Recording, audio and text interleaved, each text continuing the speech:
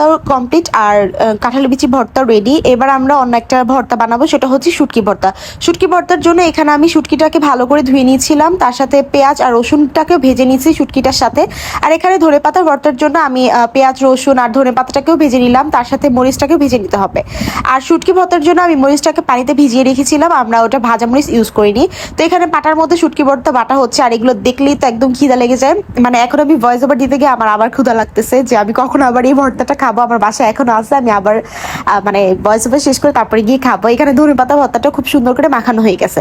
তো এখানে আমরা একটা চিকেন কারি করতেছিলাম, যেহেতু আমরা দুইজনই খাবো তো তার জন্য অল্প করে চিকেন কারি করতেছিলাম। জাস্ট বেসিক মশলাগুলো দিয়ে আমরা এটাকে খুব ভালো করে কষিয়ে নিব।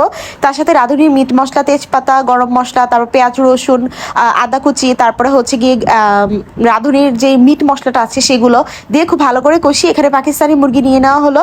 তো এটাকেও খুব ভালো করে কষিয়ে আমরা কিছুক্ষণ ঢেকে রাখবো। ঢেকে রাখার পর এখন আলু দিয়ে দিব, ছোট ছোট করে টুকরো করে রাখা আলু দেওয়ার পর এখানে দিয়ে দেবো কাঁচামরিচ। কাঁচামরিচগুলো দিয়ে আমরা এটাকে খুব ভালো করে একটু কষিয়ে নিয়ে রান্না করে নেব। এখানে ভর্তার মধ্যে আমরা আলু ভর্তাটাও করেছিলাম, বাট ওটা আমি আর ভিডিও করিনি। তো তারপরে এখানে বোয়া ভাতটা আমরা সার্ভ করতেছিলাম, দেখো প্লেটটা কত কিউট। তো এখানে আমি আমার বান্ধবী এখানে বোয়া ভাতটা সার্ভ করছিল, তো তার সাথে আমি এখানে ইলিশের লেজ ভর্তা, তারপরে হচ্ছে শুটকি মাছের ভর্তা, তারপর আলু ভর্তা, কাঁঠালের বিচি ভর্তা, ধনেপাতা ভর্তা সবগুলো একটু একটু করে নিয়ে নিচ্ছিলাম। তারপর যখন আমি আলু ভর্তা দিয়ে মা খালাম, এত ভালো লাগতেছিল আমার খেতে, মানে কি আর বলবো, এত মজা।